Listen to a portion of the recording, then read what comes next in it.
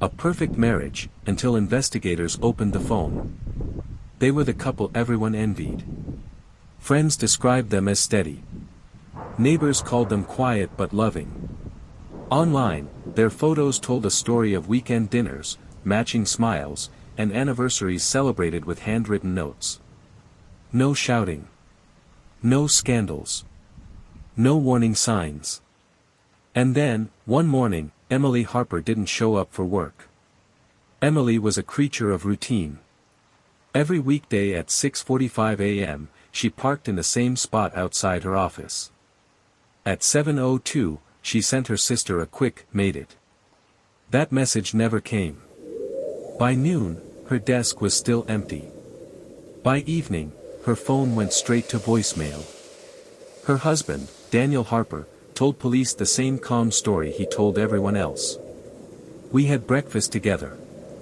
She kissed me goodbye. Nothing was wrong. There were no signs of forced entry at their home. Her purse was still by the door. Her car sat untouched in the driveway." To investigators, it looked like the worst kind of case. A disappearance with no obvious reason. Daniel cooperated fully. He answered questions politely, even offering his phone without hesitation. He seemed genuinely concerned, pacing the living room, rubbing his temples, asking officers if they'd found anything. But one detective noticed something small. Daniel never once tried calling Emily's phone. When asked why, he said quietly, "She probably left it somewhere. I didn't want to disturb her." It wasn't enough to accuse him of anything. But it was enough to keep watching. Emily's phone was finally recovered 2 days later, hidden beneath the driver's seat of her own car. It was locked. What investigators found after unlocking it would destroy the image of a perfect marriage. At first glance, the phone looked normal: photos, work emails, grocery lists. But a digital forensics specialist noticed something missing. Months of text messages were gone.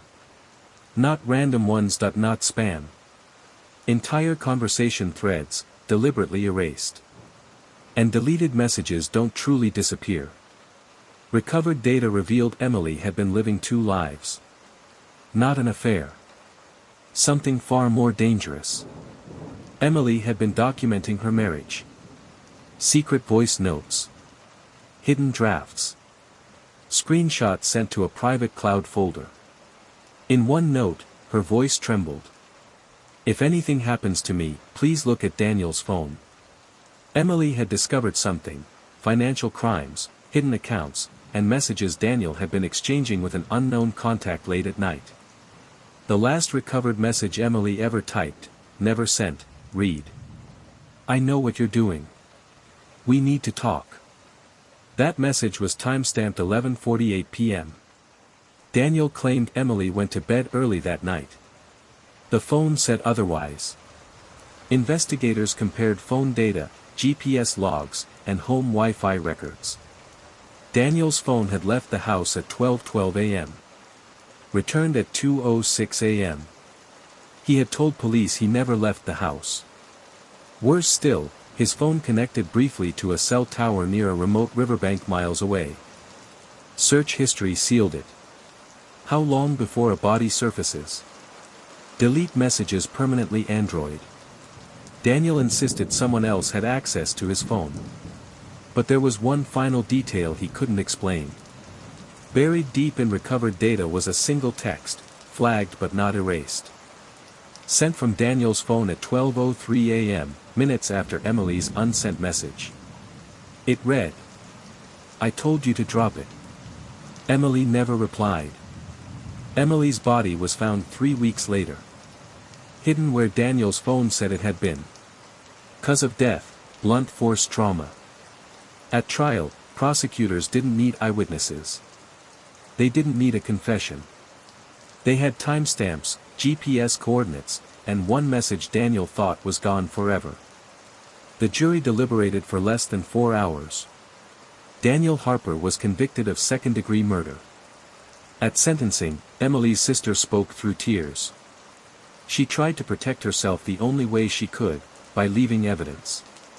Today, Emily's phone sits in an evidence locker. Silent. But it told the truth when no one else could. Because sometimes, the most dangerous secrets aren't hidden in dark alleys. They're hidden in plain sight, and exposed by one deleted message.